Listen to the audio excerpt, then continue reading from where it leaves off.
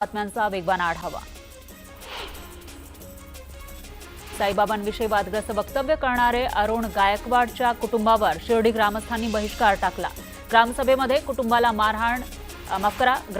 कुटुंबाला राहायला जागा आणि शिर्डीमध्ये व्यवसायासाठी दुकान कोणीही देणार नाही असा निर्णय घेण्यात आलाय। गडचिरोली जिल्ह्यामध्ये पंचायत समिती सिरोंच्या अंतर्गत येणाऱ्या रंगयप्पापल्ली इथल्या जिल्हा परिषद शाळेला पालकांनी टाळं ठोकलं। पहिली ते 8वी पर्यंतच्या विद्यार्थ्यांना शिकवण्यासाठी 3च शिक्षक असल्यामुळे शिक्षकांची मागणी करत पालकांनी शाळेला कुलूप ठोकलं। बुलढाणा जिल्ह्यातील खामगावमध्ये नगरपालिकेची कोट्यावधीची जागा हडपल्याचा प्रकार समोर आलाय। ही बातमी न्यूज 18 लोकमतनं दाखवली होती। त्यानंतर याची दखल घेत पालिकेनं ही सर्व जमीन ताब्यात घेतली आहे। वाशिमच्या जिल्हाधिकाऱ्यांनी संरक्षित केलेला 427 मेट्रिक टन युरिया विक्रीसाठी खुला केलाय। त्यामुळे युरिया खरेदीसाठी शेतकऱ्यांनी खत विक्री करणाऱ्या दुकानांसमोर मोठी गर्दी केली आहे। खतांचा तुटवडा भासत असल्याने युरियाचा संरक्षित साठा विक्रीसाठी खुला करण्यात आलाय। एटीएम मध्ये पैसे टाकण्यासाठी गेलेल्या बँकेच्या कर्मचाऱ्याला चक्क एटीएम मशीनमध्ये भला मोठा विषारी साप दिसला। यानंतर तातडीने सर्पमित्राला बोलावून सापाला पकडून नैसर्गिक अधिवासात सोडण्यात आलं। भंडारा जिल्ह्यातील पिंपळगाव झंजाळ इथले कॅनरा बँकेच्या एटीएम मध्ये हा साप दिसला। बीडमध्ये मद्यधुंद चालकाचा व्हिडिओ सोशल मीडियावर व्हायरल झालाय। हातामध्ये दारूची बॉटल घेऊन दारू पीत गाडी चालक हा गाडी चालवतोय।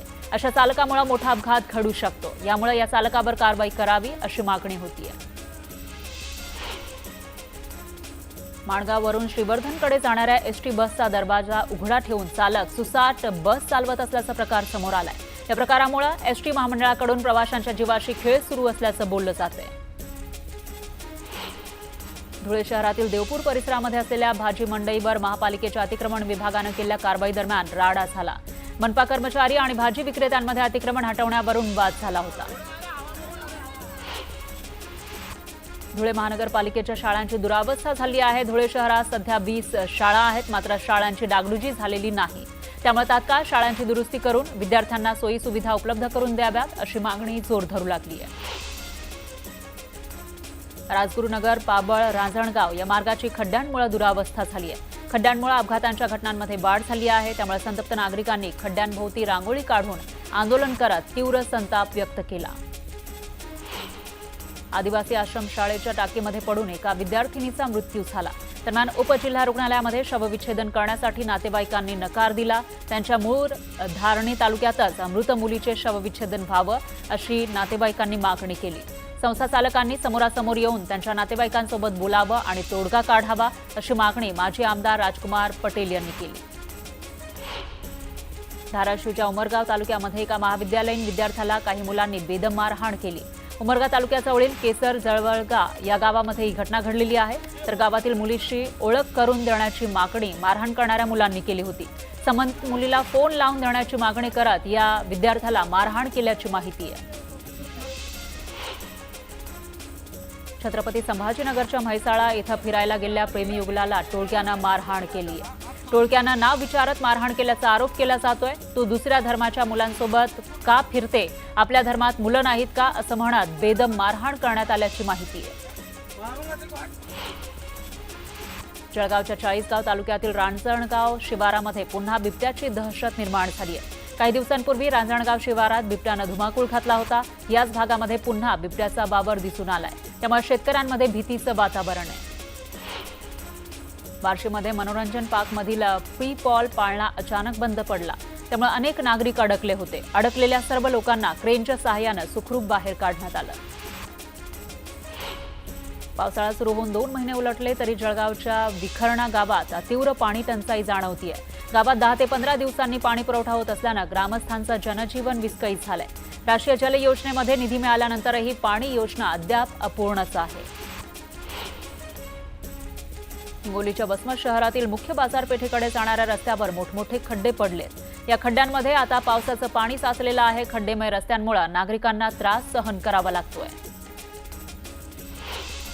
गणेशोत्सव अगदी काही दिवसांवर येऊन ठेपलेला आहे। असं असतानाही मुंबईतील खड्ड्यांबाबत कोणीही गांभीर्यानं दखल घेताना दिसत नाहीये। विक्रोळी, कन्नमवार आणि टागोरनगर परिसरामध्ये तर खड्ड्यांचं साम्राज्य पसरलंय। याच विरोधात आंदोलनकर्त्यांनी रस्त्यावरील खड्ड्यात बसून आंदोलन केलं। अकोला पालिकेनं हद्दवाढ करून शहरातील काही भाग वाढवला, मात्र या भागामध्ये आजही सुविधांचा अभाव असल्याचं दिसतंय। रस्त्याची सुविधा नसल्यानं चिखलमय रस्त्यातून विद्यार्थ्यांना प्रवास करावा लागतोय। अमरावतीमधील एका 10 वर्षाच्या मुलीला केस खाण्याचं व्यसन लागलं होतं। मागील 4 ते 5 वर्षांपासून ही मुलगी केस खात होती। काही महिन्यांपूर्वी तिला मळमळ, उलट्या आणि पोटात दुखत असल्यानं तपासणी केली, तेव्हा तिच्या पोटामध्ये तब्बल अर्धा किलोचा केसांचा गोळा असल्याचं समोर आलं। त्यानंतर तिच्यावर शस्त्रक्रिया करून तिच्या पोटातील अर्धा किलोचा केसांचा गोळा बाहेर काढण्यात आला। बुलढाण्यातील एका 8वीमध्ये शिकणाऱ्या मुलीनं आमदार रोहित पवार यांच्यासमोर शेतकरी बापाची व्यथा मांडली। मी शेतकऱ्यांची पोरं आहे, शेतकऱ्याच्या घरात कधी मीठ असतं तर कधी तेल नसतं, आणखी शेतकऱ्यांचा जीव गेल्यावर सरकारला जाग येणार का, असा सवाल या मुलीनं विचारला। बीडमधील मद्यधुंद चालकाचा व्हिडिओ चांगलाच व्हायरल झाला आहे। हातामध्ये बिअरची बॉटल घेऊन दारू पीत हा महाशय गाडी चालवत होता। त्याच्या या कृत्यामुळे अपघाताची शक्यता आहे, त्यामुळे या चालकावर कारवाई करावी अशी मागणी केली जाते। पालघरच्या वांद्री धरण प्रकल्प परिसरातील शेकडो खैर जातीच्या झाडांची कत्तल करून तस्करी करण्यात आली। दहिसर या भागातून तस्करी करण्यात आल्याचं समोर आलंय। वन विभागाचे अधिकारी आणि कर्मचाऱ्यांना हाताशी धरून तस्करी सुरू असल्याचा आरोप पर्यावरणप्रेमींनी केलाय। गोंदिया जिल्ह्याला पेशा कायदा लागू व्हावा, त्याचबरोबर आदिवासींचा दर्जा मिळावा यासाठी शासन दरबारी प्रयत्न करू अशी ग्वाही आमदार राजू तोडसाम यांनी दिली आहे। गोंदिया जिल्ह्यातील 8ही तालुक्यामध्ये मोठ्या प्रमाणामध्ये आदिवासी समाजाची लोक राहतात, त्यामुळे फार पूर्वीच गोंदियाला आदिवासी जिल्ह्याचा दर्जा मिळायला हवा होता अशी मागणी होती। नंदुरबारमधील बाल आमराई शिवारात बिबट्यानं चरण्यासाठी गेलेल्या बकरीवर हल्ला केला। हल्ला करत बकरीला पळवून नेत असताना गावकऱ्यांनी आरडाओरडा केला, त्यामुळे त्यानं बकरीला तिथं सोडून धूम ठोकली। या घटनेनंतर गावकरी चांगले धास्तावले, तातडीनं बिबट्याचा बंदोबस्त करावा अशी मागणी करू लागले। गोंदियातील बामणी खडकी इथला तरुण मित्रांसोबत पार्टी करून घरी जाण्यासाठी निघाला, मात्र तो घरी पोहोचलाच नाही। त्याच्या कुटुंबानं तो बेपत्ता असल्याची तक्रार पोलिसात दाखल केली होती। अखेर 3 दिवसांनी त्याचा मृतदेह सापडला। पोलिसांकडून या घटनेचा तपास सुरू आहे। किसी के हाथ ना आएगी ये लड़की या गाण्यावर माजी खासदार नवनीत राणा यांनी केलेला डान्स व्हायरल होतोय। हातात छत्री घेऊन डान्स करत नवनीत राणांनी पावसाचा आनंद लुटला।